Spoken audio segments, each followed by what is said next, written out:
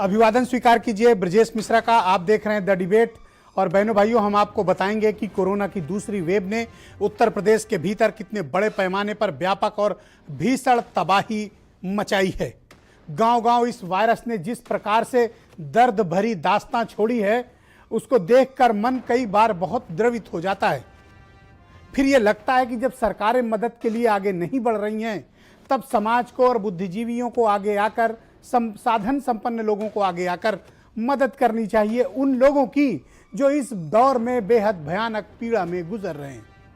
हमें यह भी देखना होगा कि समाज के हर वर्ग के लोग किस प्रकार से इस महाविपत्ति का सामना कर रहे हैं। उनके पास संसाधनों के नाम पर कुछ नहीं है।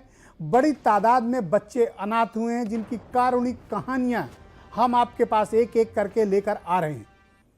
हम ये नहीं दावा कर रहे हैं कि हम उत्तर प्रदेश के सभी गांवों तक पहुंचे हैं, लेकिन तकरीबन 2200 से ज़्यादा गांवों तक अब तक हमारे रिपोर्टर पहुंच चुके हैं और उत्तर प्रदेश में 96,000 गांव हैं।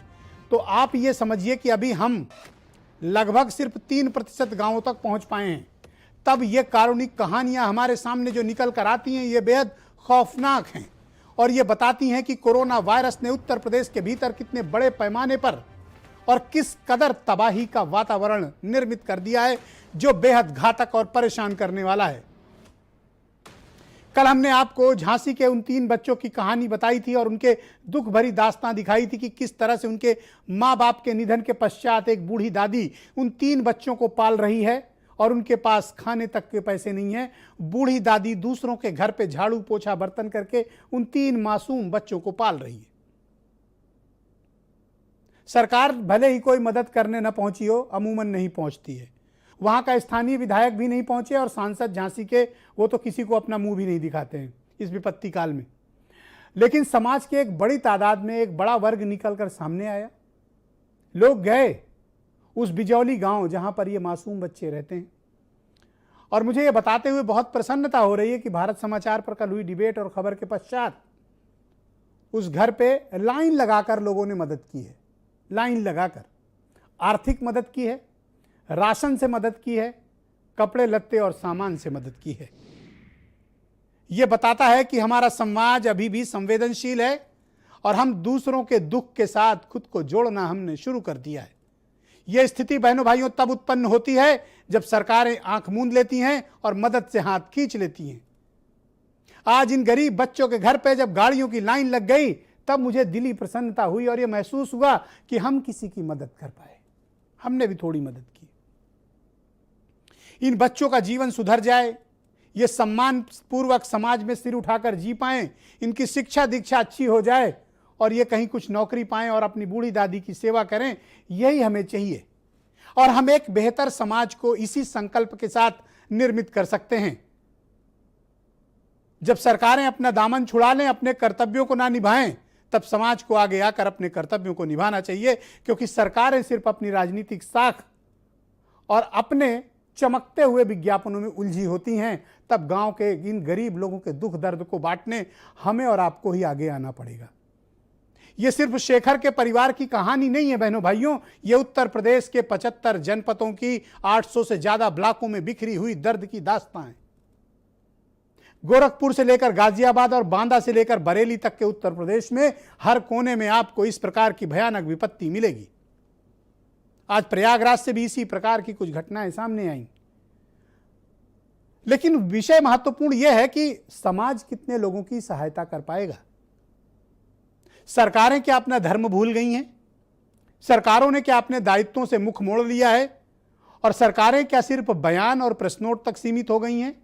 या सरकारें सिर्फ टेलीविजन पर सुनहरा उत्तर प्रदेश दिखाकर अपने कर्तव्यों की इतिश्री कर लेना चाहती हैं? यह वक्त अब यह समझने का है। आखिर क्या कारण है कि 2 महीने से अधिक का वक्त बीतने के बाद भी गांव गरीब तक उत्तर प्रदेश की हुकूमत पहुंच नहीं पा रही है?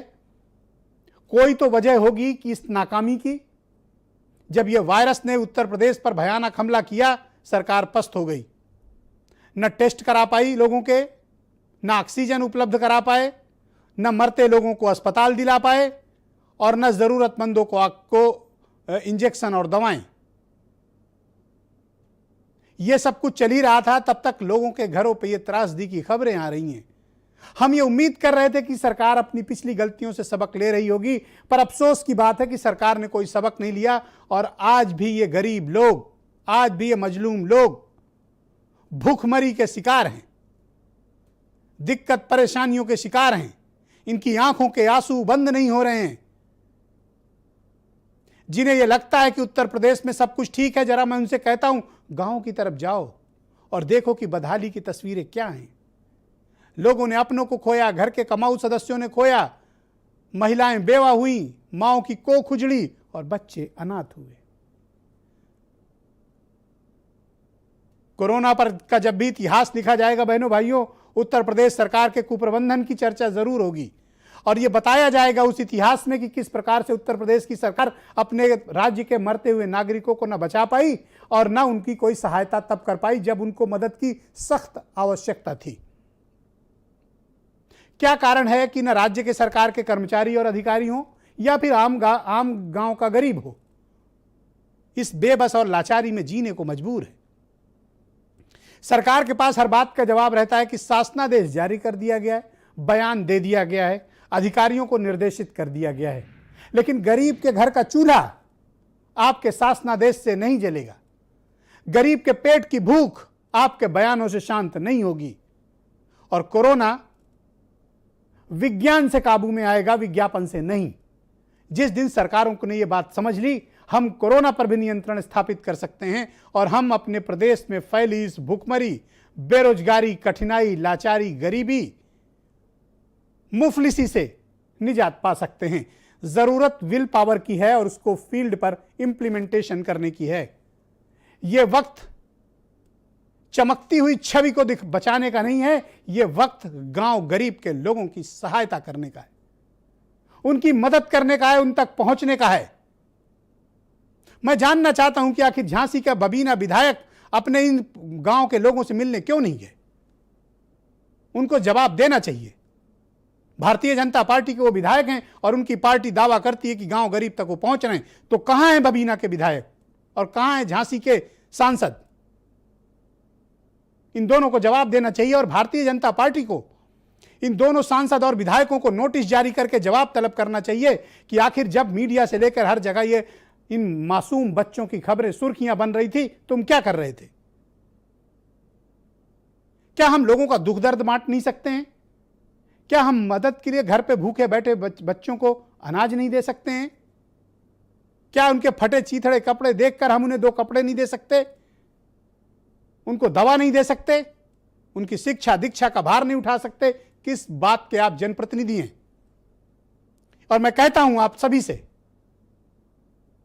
और ये बात सब पर लागू है, चाहे वो बीजेपी हो, समाजवादी पार्टी हो, बीएसपी, कांग्रेस, कोई भी हो, मैं उत्तर प्रदेश की सुधी जनता से अपील करता हूं, जो लोग भी कठिनाई में हैं, तकलीफ में हैं, या जिनके घरों के लोग बिना इलाज, बिना इंजेक्शन, बिना ऑक्सीजन के मारे गए हो, अपने विधायक से पूछिए, अपने सांसद से पूछिए और अपने मंत्री से पूछिए, वो किसी भी पार्टी के हों, कि जब मर रहे थे हमारे लोग तुम कहां थे? जब भूखे थे हमारे घर के लोग तुम कहां थे? क्या जनता को महज एक वोटर समझ लिया गया है कि 5 साल में आपका वोट लेने के बाद आपको दुत्कार दिया जाएगा? अब यह वक्त है जब आपको अपने हक और हुकूक की जो डेमोक्रेसी में आपको हासिल है उसके सही इस्तेमाल की है, ताकि आप इन जनप्रतिनिधियों को जवाबदेह बना सकें। जिस दिन आपने अपने जनप्रतिनिधियों को जवाबदेह बनाना शुरू कर दिया, व्यवस्था परिवर्तन उसी दिन से शुरू हो जाएगा बहनों भाइयों। और यह मैं बात पूरी प्रामाणिकता, दावे और चुनौती के साथ कहता हूं। यह वक्त कोरोना काल के बाद हमको अपने प्रदेश के लोगों का हाथ थामकर उनकी इस संकट की घड़ी में उनके साथ संवेदना के 2 शब्द कहने का है, उनकी मदद करने का है। यह वक्त अपनी गिरती हुई राजनीतिक साख के लिए छज्जे पर लटकने का समय नहीं है। जब प्रदेश पीड़ा में हो, अधिकांश लोगों ने अपने घरों के लोगों को गंवाया हो, इस उत्तर प्रदेश के भीतर शायद ही कोई ऐसा व्यक्ति हो जिसके जान पहचान, परिचित या रिश्तेदारी में किसी की मृत्यु कोरोना से न हुई हो। एक भी ऐसा व्यक्ति उत्तर प्रदेश में आप लाके दिखा दीजिए जो ये दावा करे कि नहीं उसके किसी जानने वाले की मृत्यु इस पूरे पैंडेमिक में नहीं हुई। बेमौत मारे गए हैं लोग, और उन बेमौत मारे गए लोगों का ना तो हिसाब है, ना कोई आंकड़ा है, ना उनकी कोई मदद है। बयानों और आंकड़ों में उलझाने की कोशिश इन गरीबों को जिस प्रकार से इनके साथ क्रूर मजाक हो रहा है, यह उसका एक स्वयं उदाहरण है। और ये चीजें बहुत तकलीफ देती हैं जब राज्य की सरकारें अपने ही नागरिकों के साथ इस प्रकार से आंकड़ों को दिखाकर क्रूरता करें, बजाय इस बात के कि उनकी हम सहायता और मदद करें। मैं चाहता हूं कि कुछ बयान आप सुने बहनों भाइयों, लोगों की तकलीफों को सुने, गांव गांव पहुंच रहे हमारे संवाददाताओं की रिपोर्ट देखें और फिर एनालिसिस करें कि राज्य सरकार के दावे और जमीनी हकीकत में कितना वाकई में जमीन आसमान का अंतर है। आप सुने कुछ बयान। उनके पापा खत्म हुए, फिर छोटा लल्ला, फिर बड़े लल्ला, तो तीनों लोग 20 दिन में सब खत्म हो गए। अब आपके घर में कौन कमाने कोई नहीं कमाने वाले। मेरी मम्मी पापा का बस यही सपना था कि मैं टीचर बनूं और मैं टीचर ही बनूंगी और इन दोनों को जो ये पढ़ना चाहती है ये भी पढ़ेगी। से अम्मा कोई आया आपके पास, कोई शासन से? कोई नहीं आया, कोई नहीं आया उधर से। पूछा आपके बच्चों को कैसे रोटी पानी कैसे चल रहा है? नहीं। अब आज की तारीख में तो बिल्डिंग की कंडीशन भी खराब होते जा रही है और मेडिकल फैसिलिटीज के नाम पे कुछ भी गांव वालों को नहीं मिल पा रहा है। लेकिन रसूलपुर के इस हॉस्पिटल के लिए कोई सरकार ने संज्ञान नहीं लिया है। इस हॉस्पिटल से लगभग मेरे हिसाब से 62 से 64 गांव का फायदा है, मगर इस अस्पताल में कोई काम नहीं हुआ है। पिछली बार जब बसपा की सरकार थी उसी के टाइम पे ये बना हुआ है और तब से जब से ये बना हुआ है आज तक 13 साल के करीब हो गया है। 13 दिन के लिए भी एक डॉक्टर नहीं आया। अगर किसी को प्रसव पीड़ा हो जाए या डिलीवरी की पीड़ा होती है तो यहाँ से लेके रात में इधर उधर कम से कम बेवा तो जाना ही पड़ता है। तो अगर यहाँ व्यवस्था हो जाए या हो जाती इस चीज़ की तो कम से कम यहाँ के इलाके के लोगों को इसका फ़ायदा नहीं। अगर कोई जनता आती है दवा लेने, कहाँ बैठेगी? कोई बेंच पड़ी है, डॉक्टर 2 कुर्सी बैठे हुए, ना कोई टेबल है ना कुछ है। जनता कहाँ बैठेगी? कोई बेड पड़ा है इसमें? और कोई मरीज आ जाए तो कभी आ जाते हैं 11 बजे, घंटे 1.5 घंटे बैठे, बाकी डॉक्टर कम ही रहते हैं। कंपाउंडर वगैरह एक यहाँ पर लड़का रहता है।